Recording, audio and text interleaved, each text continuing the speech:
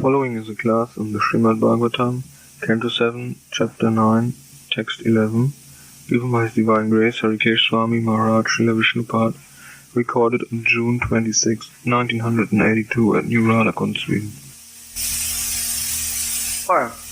Eva, certainly, Atmana, for his personal benefit, Prabhu, Lord, Ayam, this, Nijalabha Purna, is always satisfied in himself. He does not need to be satisfied by the service of others. Manam, respect, Janat, from a person. Avadusha, who does not know that the aim of life is to please the Supreme Lord. Karuna, the Supreme Personality of Godhead, who is so kind to this foolish, ignorant person. Brunite, accept, yat, whatever, Jana, a person, Bhagavate, unto the Supreme Personality of Godhead. Vidadita, may offer, Manam, worship, yat tat, just touch, that, cha, indeed, Atmane, for his own benefit. Pratimukhatya, of the reflection of the face in the mirror. Yatha, just as. Mukhashri, the decoration of the face. Translation. The Supreme Lord, the Supreme Personality of Godhead, is always fully satisfied in himself. Therefore, when something is offered to him, the devotee, by the Lord's mercy, is for the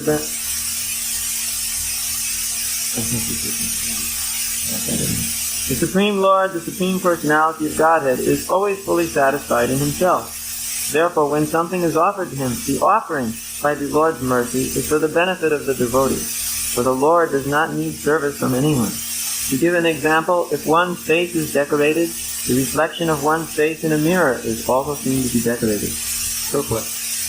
In Bhakti Yoga, it is recommended that a devotee follow 9 principles: Savanam, Kirtanam, Vishnu, Smaranam, Padasevanam, Archanam, Vandanam, Dasya, Sakyam, Atmani, Vedanam.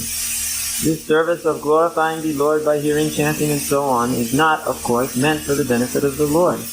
This devotional service is recommended for the benefit of the devotee. The Lord is always glorious, whether the devotee glorifies him or not. But if the devotee engages in glorifying the Lord, the devotee himself automatically becomes glorious. Cetadapanamajanam bhava mahadavagni nivapanam. By glorifying the Lord constantly, the living entity becomes purified in the core of his heart, and thus he can understand that he does not belong to the material world, but is a spirit soul whose actual activity is to advance in Krishna consciousness, so that he may become free from the material clutches. Thus the blazing fire of material existence is immediately extinguished. Bhava mahadavagni nivapanam. A foolish person is amazed when Krishna orders, Sarvadharman pradikshyatyamani kam sharanam braja. Abandon all varieties of religious activities and just surrender unto me. Some foolish scholars even say that this is too much to demand. That must be Radha Krishna. But this demand is not for the benefit of the Supreme Personality of Godhead. Rather, it is for the benefit of human society. If human beings individually and collectively surrender everything to the Supreme Personality of Godhead in full Krishna consciousness, all of human society will benefit. One who does not dedicate everything to the Supreme Lord is described in this verse as a vidusha, a rascal. In Bhagavad Gita, the Lord himself speaks in the same way. Namam duskitino mupha pasadante naradama. Maya prutagyana suram bhavam asita. Those miscreants who are grossly foolish, lowest among mankind, whose knowledge is stolen by illusion, and who partake of the atheistic nature of demons, do not surrender unto me. Because of ignorance and misfortune, the atheist, and the Naradhamas, the lowest of men, Do not surrender unto the Supreme Personality of God. Therefore, although the Supreme Lord Krishna is full in himself, he appears in different yugas to demand the surrender of the conditioned souls so that they will benefit by becoming free from the material clutches. In conclusion, the more we engage in Krishna consciousness and render service unto the Lord, the more we benefit. Krishna does not need service from any of us. Naivatmana prabhurayam nijalabha purno manam janada vidusha karuno jitanite yad jano bhagavate vidadita manam tatchatmane pratimukhasya yatha mukhashi. The Supreme Lord, the Supreme Personality of Godhead, is always fully satisfied in himself. Therefore, when something is offered to him, the offering, by the Lord's mercy, is for the benefit of the devotee. For the Lord does not need service from anyone. To give an example, if one's face is decorated, the reflection of one's face in a mirror is also seen to be decorated. So this example is very relevant, because what it is saying is that when you are looking in the mirror, the reflected face is not, of course, the important thing. The important thing is the real face. The reflection is a two-dimensional, more or less, image of the real three-dimensional face, and it is not possessing all of the qualities of the real face. It's simply a reflection. So similarly, we are a reflection of the Supreme Personality of Godhead. And it is stated, when you decorate the real face, the reflected face becomes decorated. When you decorate Krishna, then you also become decorated. When you glorify Krishna, you also become glorified, seeing that we are the reflected potencies of the Lord. When we somehow or another do something which pleases Krishna, glorifies Krishna, or satisfies Krishna, then automatically we become free, satisfied, glorified, automatically. But that does not mean that once you perform his service, simply become glorified. Because then he is not decorating Krishna. Then he is decorating himself directly by his service. If one is thinking, yes, let me decorate Krishna so I will be glorified, then his decoration of Krishna is simply a direct attempt to become glorified. A little bit, let us say, slightly more advanced, direct attempt. So therefore, a devotee, he should think, I want to glorify Krishna for the sake of glorifying Krishna alone. And then, automatically, even he does not have to endeavor, even he does not care to become glorified. He will be glorified. It's like Madhavendra Puri, very famous example in our disciplic succession. Did not in any way look for any fame or recognition or even something to eat. He would just be very interested in sitting under a tree somewhere and chanting Hare Krishna. And although he was so much detached from all of these things, people would come up to him and give him something to eat. If somebody didn't give him something to eat, he would not eat.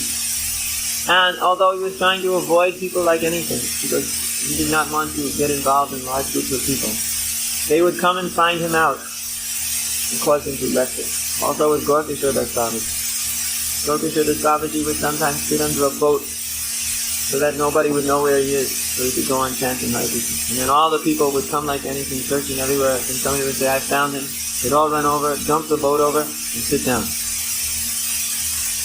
This way they would listen to him. So, even though the devotee is not looking for glorification, he's not looking for all kinds of material things, still, Krishna will push it upon him because of his glorious nature.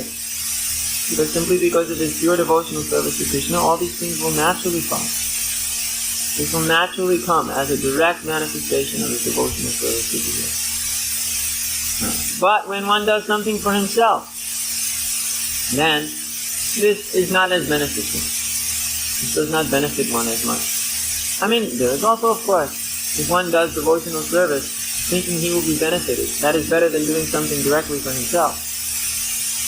But still, it is not as good as pure devotional service. Pure devotional service is Anya Bilasa Krishnam Jnana Kamarana Vikana Nutsalena Krishnam Shivanam Bhakti. It is freed and devoid from any desires whatsoever. Anya bilashita shunyam. Shunyam means completely voided. Of any other desire to enjoy anything of this material world. Therefore, also this desire that I shall perform devotional service for the sake of myself is also completely absent. One is thinking he is simply trying to do it anukuyena krishnanushyena, favorably, constantly, just to please Krishna. That is the real purpose of his devotional service. Therefore Krishna says, Sarva dharmam pradikshita mami samsaram. You give up all other ideas, other conceptions of religious principle or why, or motivations of why you are doing something, and you simply surrender it all to me. You just surrender to me alone. Nothing else should be. Like Prabhupada said, some foolish commentators, they think this is too much. In their commentaries they say, yes, Krishna, he is just giving the ultimate, pushing everybody to the extreme, just so they will serve him something. Because they think it is too much. Krishna is demanding too much. Everything. I mean, I suppose Krishna takes everything, and what's left on you?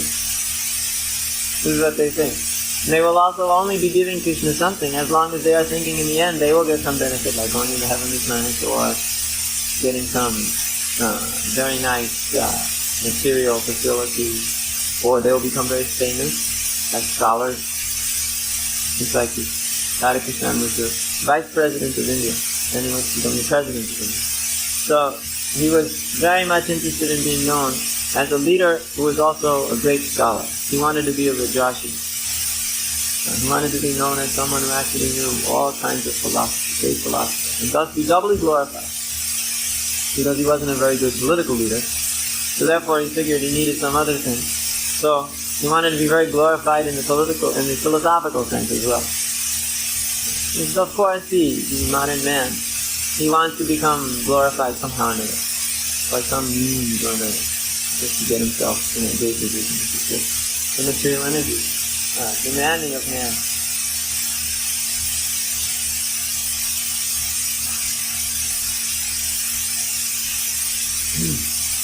So, Krishna, on the other hand, somebody may be saying that Krishna says, Sarvadhamam Pradikshita, you give up everything for the sake of me because Krishna wants your service. He needs your service. Just like, yes, the church is telling you to serve and to give up all of your material things so that you can give it up for them. Then they will enjoy it. And all the people enjoy all the big facilities and the church with the big power and everybody enjoys it. This is what they say. So then the same persons who are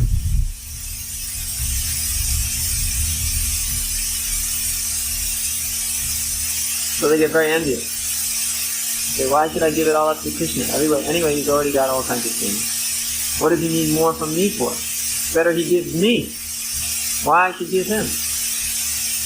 Just because he wants more and more. He wants to take more and more from us conditioned souls here.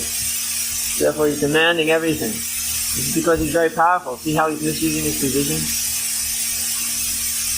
He's so powerful, and now look at him demanding everything, and more and more. So this foolish idea is of course nonsense. Why? Because Krishna doesn't need anything from you. If he's already got everything, he's full in all opulences. And if he gave it all to you anyway, then why should he demand it back? Do you think he needs it for himself? Krishna he's known as Atmarama. He is fully satisfied in himself. He stated here, Nija Labha But. Purna. Nija Labha Purna. He has fully got everything. Purna means completely. Nija Labha means he's got everything for himself that he needs, completely. He does not need anything else. That is the meaning of Atma. Fully self-satisfied. Because at any moment in time, if there was a lacking in Krishna, which there cannot be, but if there was such a lacking in Krishna, his energy itself would automatically fill that lacking. And because that happens instantaneously, there's no question of there ever being a lacking. What to speak of the fact that Krishna is, by his nature, perfectly pure and perfectly complete in himself. That is his definition, the definition of God. Om Purnamada Purnamidam. Purna. Purna means perfect and complete. The Supreme Absolute is perfect and complete. And just Om itself, just the word Om itself, indicates completeness. And that is why the beginning spiritualists, they always like to talk about Om. Because Om actually refers to everything. These three letters, written backwards here, let's see. U, and M. Three letters. And the Om Kara. Om Kara. It's not just O-M, it's A-O-M actually. Om. So the A Konochite Krishna, Sarva Lokayaka Maheshwaram, U Konochite Radha, Makara Jiva Vataha. The definition of what these three letters mean. A means Krishna. Krishna says also in Bhagavad Gita, I have the letters, I am the letter A. The first letter, the foremost letter. So the A refers to Krishna. U refers to Radharani. Or the internal, external, all of the expansive energies of Krishna. He is representing all of the energies of Krishna. And Makara Jiva Vachaha. The Jiva is represented by this Chandra Bindu. This is called the Chandra Bindu. That is what is over the Om. The M with the dot over it. Special M with the dot over it. It is Anuswar. It is a special one called Chandra Bindu, just for those who are into it. So, these three letters refer to the Supreme Personality of Godhead, all of his energies, and all of the living entities, everywhere. So therefore it's everything. Om, complete. But it is stated, Om Purnamada Purnamidam Purnat Purnamudachyate. The Supreme Personality of Godhead is perfect and complete. Therefore, Krishna does not need anything. As soon as you talk about him needing something, then immediately you talk about him being incomplete. And that is by the very definition of the Supreme Lord an impossibility. Because everything exists within Krishna. And if everything is not enough to satisfy your definition of completeness, then you're in trouble. If your definition of completeness requires something more than everything, then you better go find yourself another creation.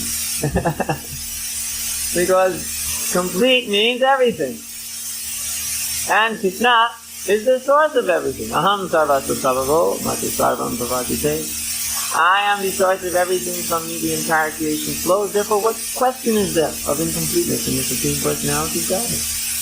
And when he is perfect and complete, there is no question of him needing anything. What to speak of our infinitesimal little things. It's like sometimes some big men, they build huge temples for Krishna. Huge Krishna temples. Of course, they are building it so they can become famous. It's like we used to laugh always about the Birla temples in India.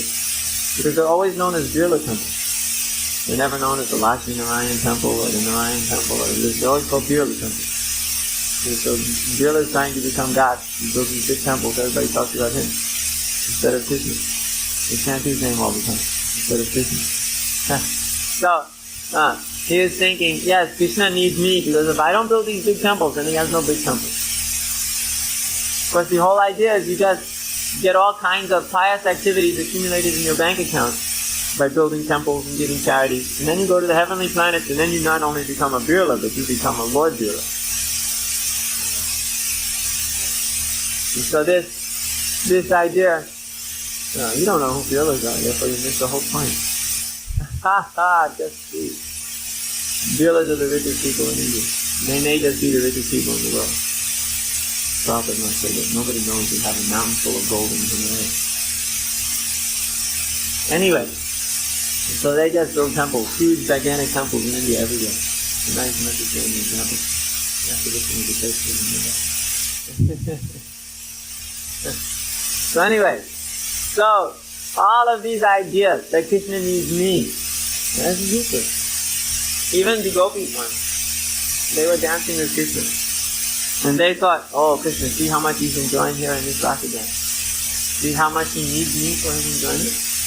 Without me, he's not enjoying too much. Immediately, Krishna went away. And they said, oh, what fools we are thinking like this. Krishna, Krishna, where are you? They were everywhere, searching everywhere for Krishna. But he was not to be found. He was not to be found. So as soon as the devotee was thinking, you see how nicely I am doing? Krishna needs this.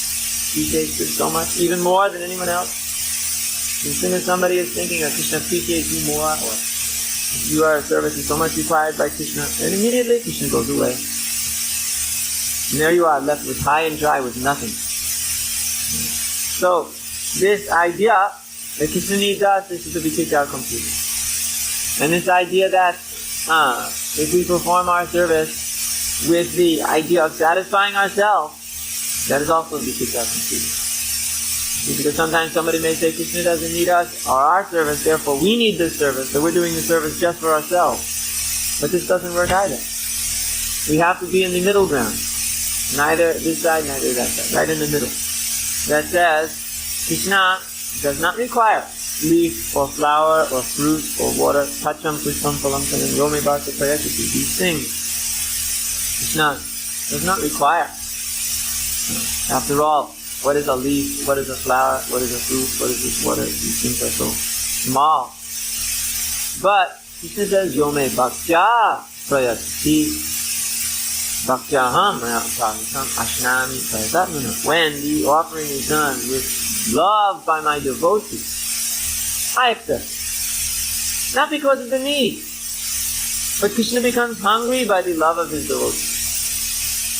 It's like that famous example, the devotee was once so much absorbed in the ecstatic love of the Lord that he was going to offer a banana, but he was so much absorbed in the love of Krishna, he offered the peel and threw away the banana. So that the example is very important, because what did Krishna do? He did not look at the banana peel and say, you fool, look what you've given me. He ate the banana peel. He thought it was very nice. But not because Krishna needs banana peels. There are no special vitamins in banana peels that the Supreme Lord requires. But it is because he just was very much eager to, this love that the devotee offered the banana peel with was so much tasty. The love was so tasty.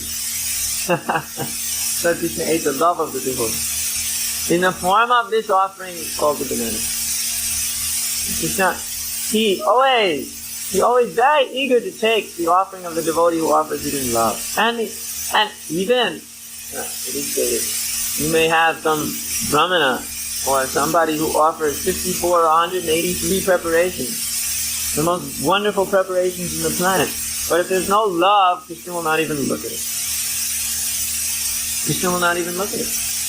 That's why Krishna never ate in the house of Duryodhana. He ate in all kinds of places. Brahmins' houses, very, very poor, hardly anything there. He was eating in the forest there, and sometimes at the Pandava's house there.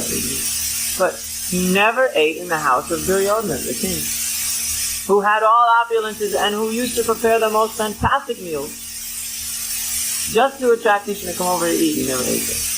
Not once. He just ate. Because there's no love, no devotion. Duryodhana was certainly devoid of any love for the Supreme Lord. He was rascal number one. The blemish on the face of the dynasty. But the simple offering of the devotees, it's like Lord Chaitanya and all his devotees would eat and take from the broken iron pot. They would drink water from the broken iron pot of Kolavecha Sridhar. He had nothing, but still they would take. Lord Chaitanya would take at such simple places. He would never take the opulent foods that were offered to him from other places. Of course, when Sarvabhauma Bhattacharya offered to Lord Chaitanya, he offered mountains of prasad to Lord Chaitanya. And he kept forcing the Lord again and again to take more and more and more and more. And so Lord Chaitanya, because of the love of Sarvabhauma Bhattacharya and his wife, because they produced so many preparations, there were hundreds of preparations, and they produced them in one day only. So they were all perfectly fresh. And Lord Chaitanya was amazed how it was possible so many wonderful preparations to be made. So he started to take all these preparations anyway. He was just eating more things. And then the son-in-law, Sarvabhauma Bhattacharya, came with the Moga. And then said to Lord Chaitanya, "Look at this, sannyasi! Ho, ho, ho! Eating a mountain of food! Look at this!" Oh, you can't imagine. Sarvabhauma Bhattacharya picked up his stick, was ready to crack his head in 10 places. He was going to kill him. He chased after him like anything to kill him. He was the son-in-law, the husband of his daughter. Still, he was going to kill him on the spot. But luckily, Amoga was quicker. But the next day, he came down with cholera and was about to die. But Lord Chaitanya, out of his mercy, went there and touched him and freed him from his state disease. He was cursed, you see this Amoga, by the wife of Sarvabhauma Bhattacharya. He says, "Let my daughter become a widow." Immediately. So immediately he got cholera. He got to be finished. So the Lord, you see the trouble Krishna has to go through, Lord Chaitanya. He does not interested in all this opulence. He couldn't care less for all your opulence if it has no love. That's why sometimes it is stated, he won't accept a single offering if there's no tulsi leaf there. If you do not place a tulsi leaf on top of your offering to Krishna on the deity plate, he will not eat it. He does not care for your offering if there's no tulsi leaf there. So, Krishna, he may make he may make mountains and piles of prasad. If there's no love, he will not eat it. And if there's love, he will come and take it, and then the envious people will come and criticize him. He cannot win. He's completely unattached from these things. But as soon as he takes the big mountain of prasad, the envious people will come and say, "Just see, ho, ho, ho. Look at him eating so much." This is the problem when you're the Supreme Lord. So many people are envious of you, because they want to be the Supreme Lord. If they were the Supreme Lord, they'd also be eating so much. That's the whole idea. Let me become God, then I can eat unlimitedly, and I'll never get that. So these foolish ideas are there. But they are not there in the Supreme. He is perfect and complete. There's no lacking in Krishna whatsoever. There's no lacking. But Krishna has one thing, one little thing, which is not there, which he cannot take from you, and which he has not given to you, but which must arise from you alone, and that is your love. Your love for the Supreme. Love for the Supreme Person is not so easy to come by. It is something which must be earned over a long period of time. By constant endeavor, constant practice. Of course, those in the spiritual world, in the Vaikuntha planets, in the Krishna Loka, they already have love for the Supreme Lord, naturally. That is their condition, their nature. That love for the Lord is very pleasing. But here we fools and rascals have come into the prison house of the material world, and we are trying to enjoy ourselves as if we were the Supreme Lord. And we have hidden away all our love for Krishna, just stacked it away somewhere, pushed it away, kept it away. We don't want to give to Krishna that. Even Krishna says, "Sarvadam Parityajya." Somebody may be thinking, "Alright, I'll give him my money, and I'll give him some time, and I'll give him some energy, but I won't give him my love." Somebody is thinking that. And somebody may be working very hard for Krishna, still refuses to actually surrender the heart to the Supreme Lord. Because that is the hardest thing of all, because that's the one thing Krishna wants from you. He wants your love. It's not that Krishna can't live unless you love him, or that Krishna is somehow or another incomplete without your love. He's still complete, perfect and complete, and still fully satisfied. But if you are ready to offer it to him, then he accepts immediately the great reciprocation. And if you want to be a demon, you can also stay forever in the lower species, wandering around as the bug and the insect, as you like. Krishna also does not mind keeping you forever bound up in the shackles of the lower species. He does not mind.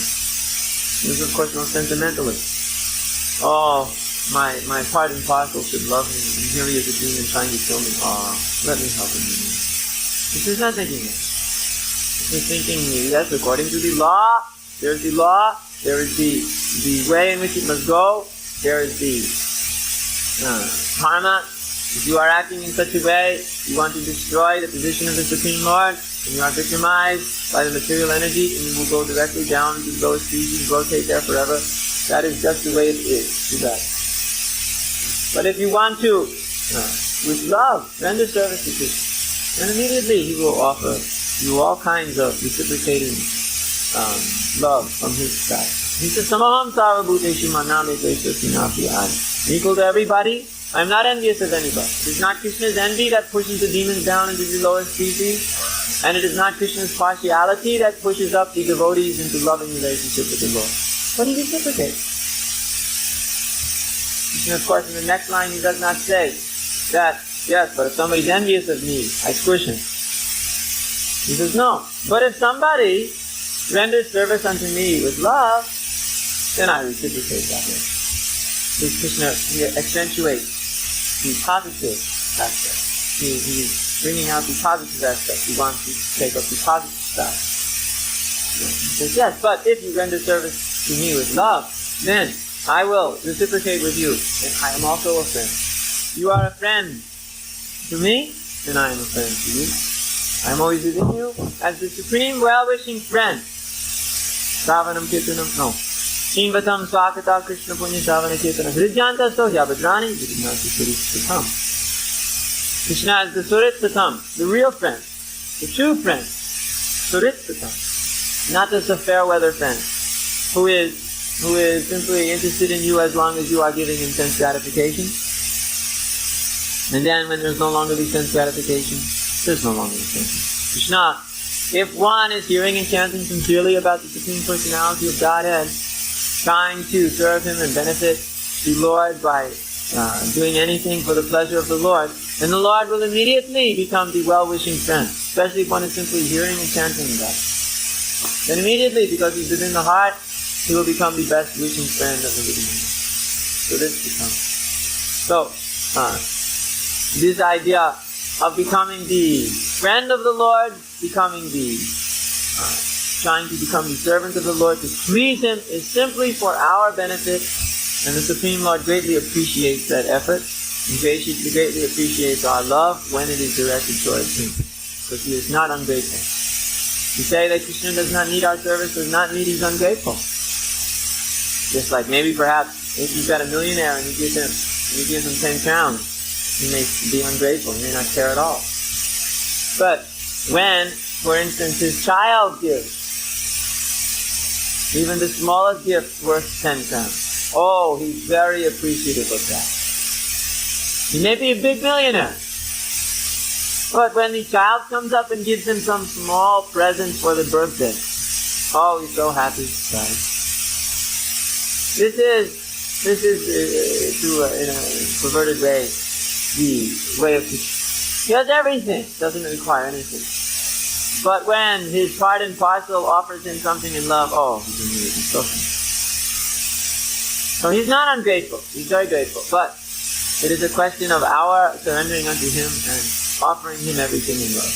Therefore, all our service should be done with his consciousness, and Krishna will be very pleased. So that was any question?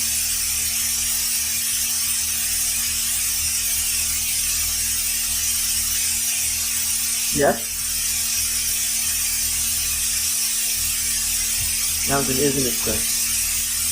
Isn't it questions, they're very interesting. They're just like, how can you question?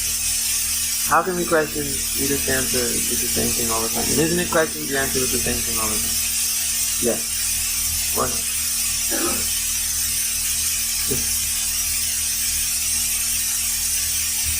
Yes. So, this is another one of those questions. There's many categories of questions. This is a question where, so Prabhupada said, then there's all kinds of misquotes. Then there's the challenging statement at the end. There are many categories of questions. This one, in Switzerland, they're expert at. The godbrothers in Switzerland, they're expert at this one. They misquote like anything. Then at the end, they get a challenging question. And then you're on the spot, you have to figure it out. How am I going to get myself out of this? But we've learned to challenge back. Where did you say that, and when, and how? And they say, well, the book. They get the book. And they say, it's just right here. See? Doesn't say that at all. Oh.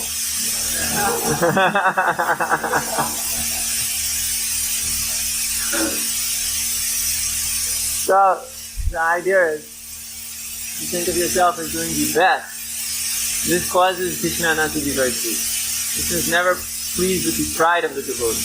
The devotee is overly proud. Krishna is not pleased. He always does something to cut down the pride of the devotee. This is just Krishna is dealing with the gopis to prove that point. He probably writes many purports about that also. But if somebody is telling you, it's like there's always a competition between the different departments. The Sankirtan department is always telling everybody else that their service is not as important. Because that's what they heard in the Parampara because of success. So they repeat it. And then, when somebody in the deity worship department says, oh, my service is not so important, I shouldn't do it anymore.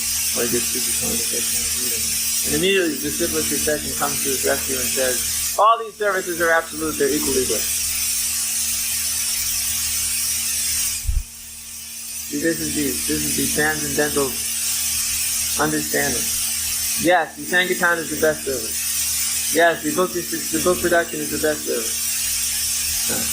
But we never say, it's better than the deity worship. It's better than. Because then Prabhupada can turn around and say, yes, deity worship is the most important service. Then he can turn around and say, yes, managing is the most important service. So then what does it mean when we conclude? It means that everything is the most important service. Every devotional service is the most important service. Because it's most important, more important than anything else in the world, the devotional service. Therefore, no one should ever think that his service is inferior to another service. But on the absolute platform, there's no inferiority between any of the services. They're all. If you are performing your devotional service nicely, regardless whatever it may be, then it is very perfect. It is devotional service. But that is the sadhana siddha. We have another category here. The kripa siddha. If you want to get the special mercy, then you take up a service that is very pleasing to the spiritual master Krishna. Then the extra mercy. The extra mercy. That's like those who are in Sankirtan of distributing or producing the book. And I don't just mean if you're just out there. Somebody's really trying hard with all his heart. He may not be doing as great as the other. But if he's doing it with his heart, really, sincerely, then he will get some extra mercy, special mercy. But that does not mean it's just Sankirtan. Somebody may even be doing some other service, whatever it may be. And if he's pleasing the spiritual master with his service, then the kripa siddha is there. The perfection by the mercy is there. Regardless of what it is.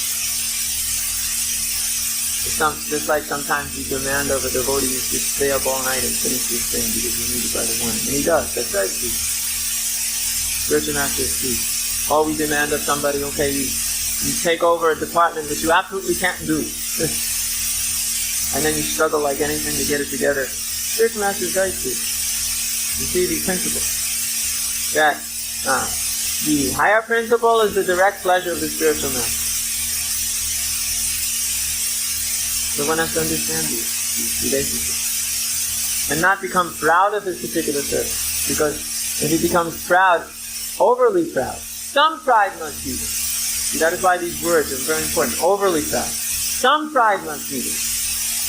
Otherwise, then what will distinguish you between the materialists? On that platform, you will think your service or Miss Connie's service is just as good. No, some pride must be there. Yes, I'm doing it for Krishna. I am Krishna. I am Prabhupada's servant. Or, I am the servant of the spiritual master. That pride must be there. We always feel very proud that we are the servants of the spiritual master when we walk out the door. And that always separates us from the others in the material world. That pride must be there. But then, if you are amongst the devotees, and you are thinking, yes, I'm the best servant of my spiritual master. Or one does it in very clever ways. Yes. There's more subtle ways, there's more subtle than that. They're very, very subtle. But always, everybody is thinking, yes, I'm the only one that has it together. Everybody else. It will be shown in due course of time. The cream will rise to the top. So this is over pride. And then Krishna will cut the cream. So this idea of overpride, this is to be avoided. But some pride must be there. Why? There's something wrong. You should feel proud to be the servant of Krishna. Servant of Krishna. Pride must be there. I wonder what category this question is.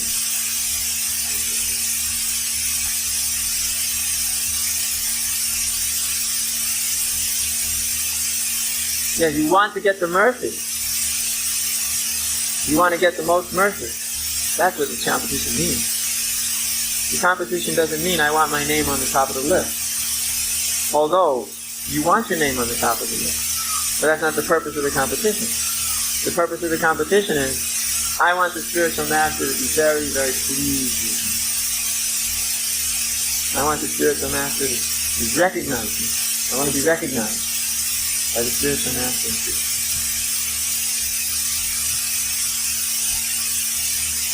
Okay.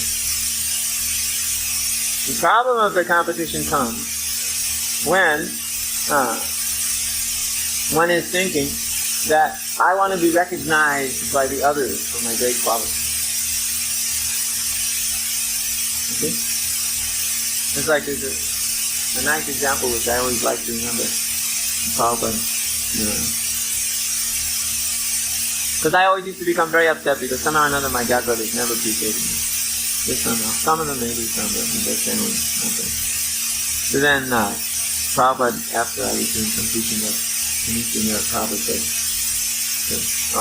you must be disturbed because nobody is appreciating what you're doing.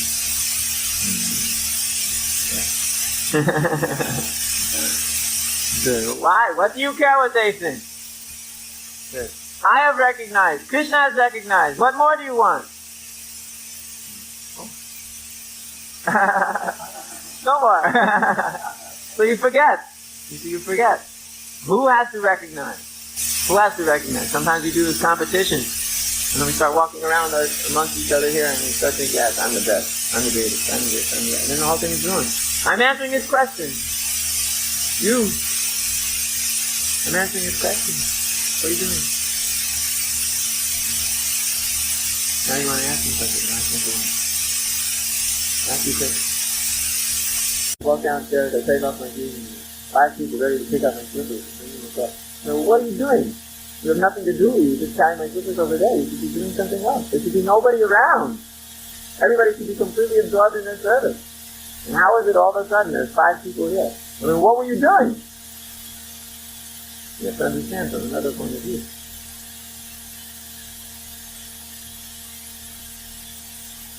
Yes.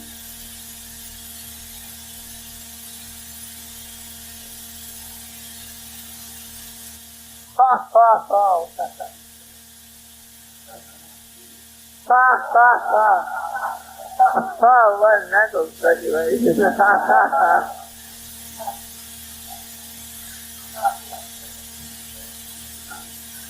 I never went time in Bombay. I was the only one in the temple. I was sitting there doing I was at that time in charge of the BBC there in India. So, all of a sudden, I get a feeling that something's wrong. And I look out the window. There's Prabhupada getting out of the taxi. Then he walked in the room and I was shaking like this. Why didn't you pick me up? Nobody knew. He took a taxi from the airport. Couldn't believe it. Had a heart attack on his spot. So you think you went bad? You can imagine that you didn't think about. Of course, who else was there to blame?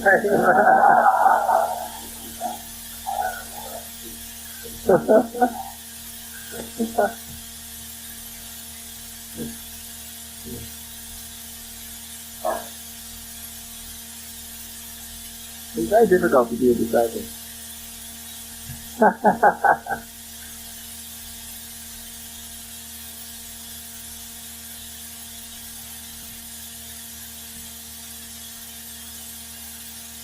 No. It's not like it's some trick or game. There is a desperate need. Yeah. Just like Chaitanya, he is off engaging. Yeah, he is off enjoying transcendental pastimes in different places. He did his part. He brought everybody back to God, and all the universe filled up all the unmanifest living entities. And now it is the job of his devotees to do it again. What do you want? Lord Chaitanya to constantly be coming around and just cleaning out the universe? You want to engage him in that way? He has chosen to do what he has done. And our responsibility is to understand what he wants to do and do it for him. Not that we have to engage him coming here to do it. We must do it. That is deserved. And it's not even that we should consider that Lord Chaitanya has left us here to do this. He also sent Bhakti Vinod. Bhakti Vinod could have done it himself. But he chose to engage us in doing it.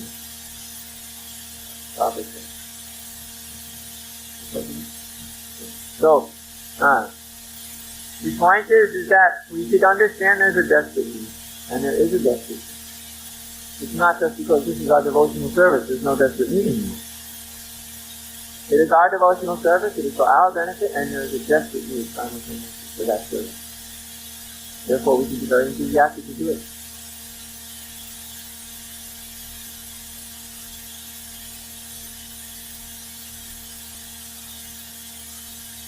How can the mother be proud of having to take care of the child? The mother is never proud of the fact that she is cooking for the child or putting the shirt on the child. This is just a necessity out of love. There's no sense in the pride. And pride comes when there isn't the pure love. But in the case of the gopis, it's not that way. That pride arose from the pure love. How that was, you don't want to get into that.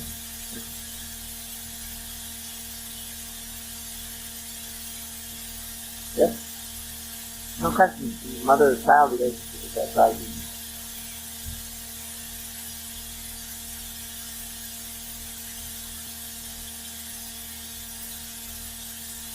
That's the relationship. Krishna needs me. I'm his mother. Every child needs the mother's help. That's the relationship. There's no question of that pride. There's no question of this pride in the spiritual world. But we use some of these examples because what Krishna does is a very good example. See, when he has his pastimes, he does things to make examples. He didn't do that because the gopis needed it. He did it because we need it. He did it because that increased the enjoyment. He didn't do it as a punishment to the gopis. But it's an example for us to see what happens when he was not understanding properly. What did he do it for? He did it to increase the enjoyment. Because he felt that, oh yes, the enjoyment is slightly tinged with it. They may be liking it very much, but I want to increase the enjoyment even more. So therefore he just did. That's not punishment. Because then they became overwhelmed in ecstatic love. In separation, which is even higher. That's right, it's a very subtle thing. I don't want to get into this other thing.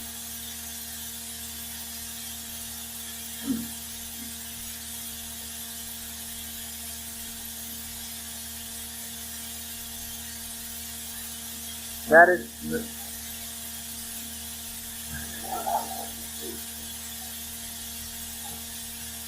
You see, this is the material conception. This is not visible. It is described like chutney, you know? Chutney is supposed to be so hot that you almost can't stand it. But so sweet, you can't give it up. The sweetness is forcing you to eat it again and again. But the hotness is making you want to stop eating it. But the mixture is very nice. Understand? No. You have to be there to understand how that works with Krishna. The gopis describe it as poison and nectar pouring over their heads simultaneously. But there's something about that makes it the best of all. This is only relatable. You see, now you talk about the highest transcendental mellows. You are still worrying about chanting 16 rounds and following the 4 principles. And you are talking about the highest taste of the transcendental mellows of loving devotion. And you bring the material conceptions into it and say, I can't stand this idea. Yeah, of course you can't stand it, because you're in the material world. But the gopis would have it no other way. And Lord Chaitanya, that's all his ecstasy was there. It was just his love and separation. It's the highest. So one should not even bother trying to understand it, unless one has got the taste for it. Then one can try and understand some other platform of devotional service, where that love and separation idea is not there for one. Just so that he doesn't become discouraged. Yes?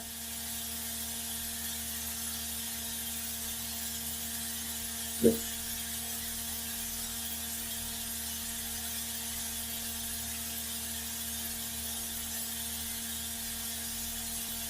There's the original spiritual personality of the person, and when it manifests through a particular kind of material body, it develops a certain material nature.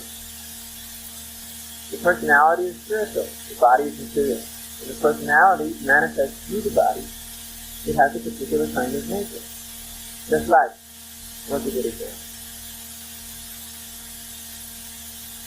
Yes, air. Air is pure. When it blows through a place where there's a flower, it develops a flower smell. So the air does not have the flower smell, but that is the nature of the air because of the connection with the flower aroma. The soul, the spiritual nature is pure, but when it manifests through this particular body, it develops a certain kind of personal, material personality.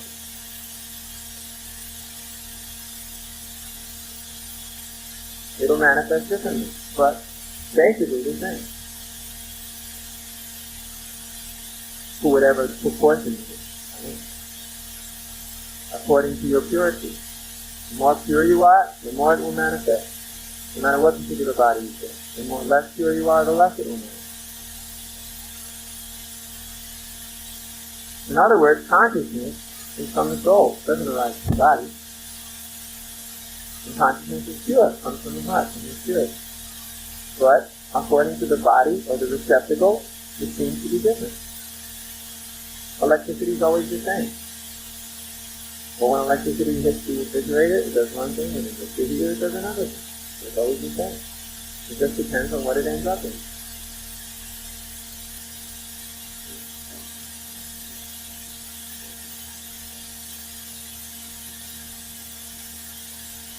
No, but we all manifest the qualities of Krishna in different quantities too. But the size of the living entity, the end result is always the same. But everybody is manifesting different parts of the qualities of Krishna. Some have more of this, less of that, more of this, less of that, less of this, more of that. Therefore there's so much variety. They're all individual parts of this.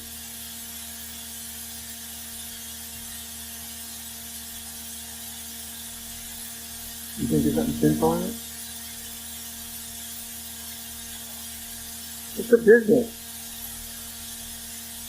The household is going to become business. It can become business. If you wanna say you have to make it a pure business, then you figure out what that pure business is besides selling the book. There's nothing in this world. Everything's impure.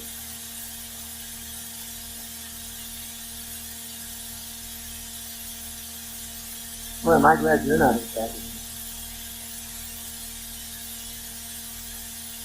With all these material conceptions. People watch the video, and you're encouraging people to watch TV, aren't you? People read our books, and you're encouraging people to read comic books. So they get into reading books, you see? And they listen to us on the radio. So that means they'll keep their dial on the same station and hear the rock and roll after we go off.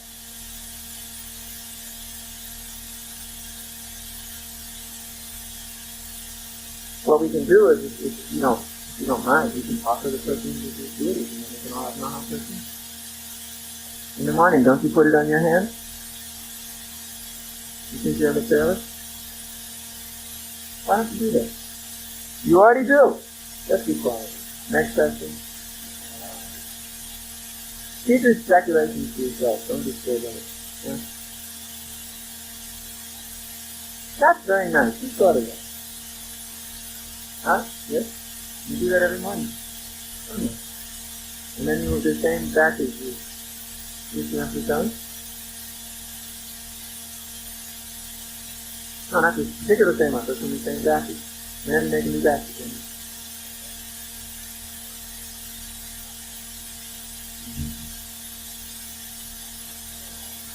That's really nice. I like that. What about candles? Can you offer candles? Huh? Yeah? What do it not for people? What do you put in? You have to make it big.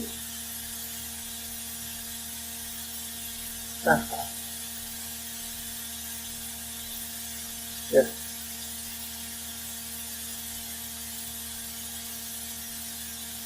Doing your gardening. Then, yes.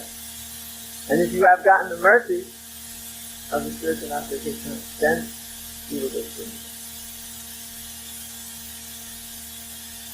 The Prabhupada told us this. You build this Mayapur city, then Bhaktivinoda Thakur will personally come from the spiritual world and drag you back to God. So, I mean, these things happen.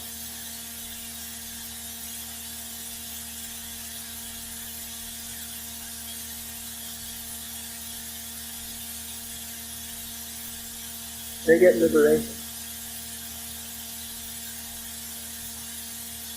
I don't know. Maybe they straighten out.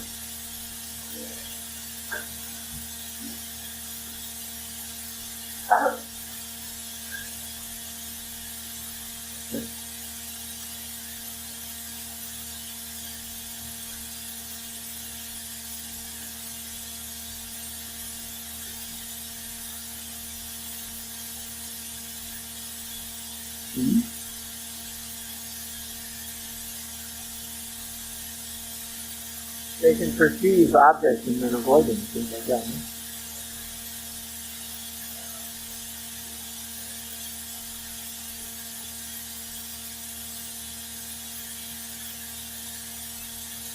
Well, why do we have to explain this?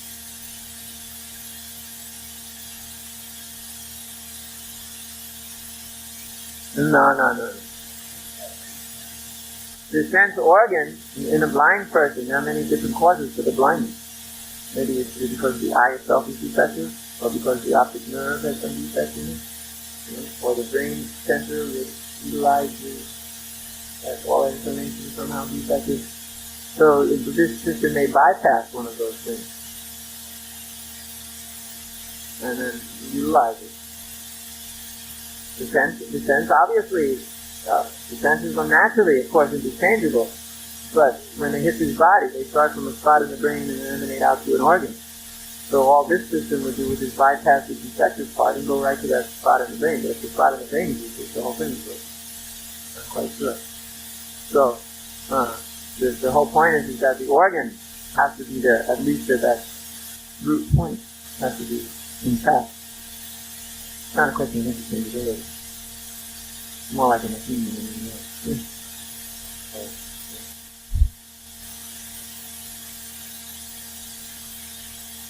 On the stomach.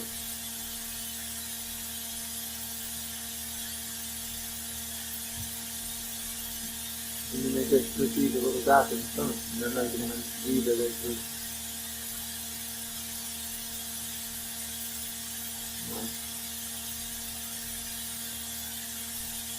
We explain it over. This is in the third category. Misquote everything. Anything our questions fall in the category. Aha, the fourth category comes. The 50 baby category. Go ahead.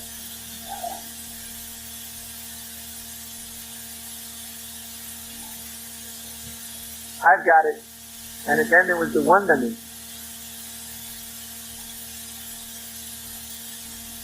Yeah, but if it evolved from 2 to 3, then it must have evolved from 1 to 2.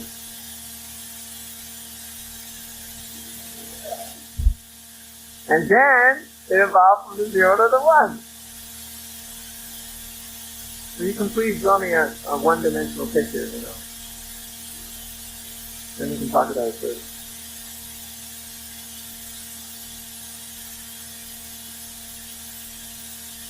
You know anything about math? Of course, you're an old math wizard, huh?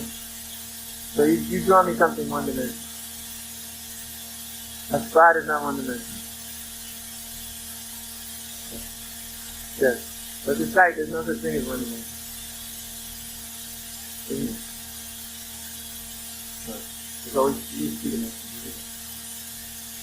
Actually, there's no such thing as two dimensions. It's gotta be three. A dot has also height. Very little. But it's there.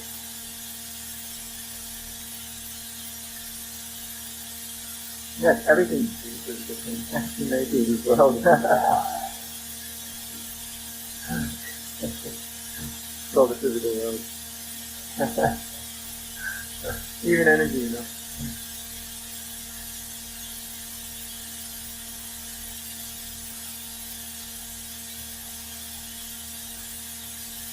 Then, what did that evolve from? Yeah, what did that evolve from?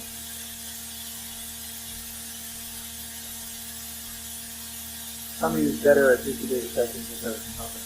Yeah? You can help us? Yes, good.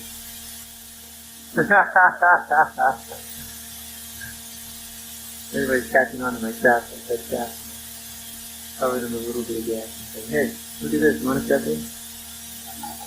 They used to always fall in my trap. They don't do it anymore. They woke up. No, it is not possible.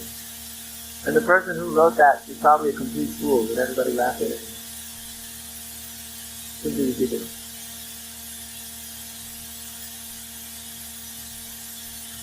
How can we? But they're outlaws. You want to become an outlaw? Okay, go ahead. Let's have some fun.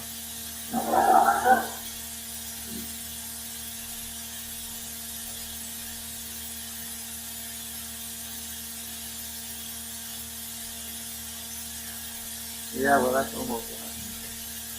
You could have said that without the happening. But anyway. Yes, the mood of the spiritual master is completely ununderstandable to you. So as far as how you can learn to do things in his mood is not possible. But you can learn to do things according to his mission. That's it.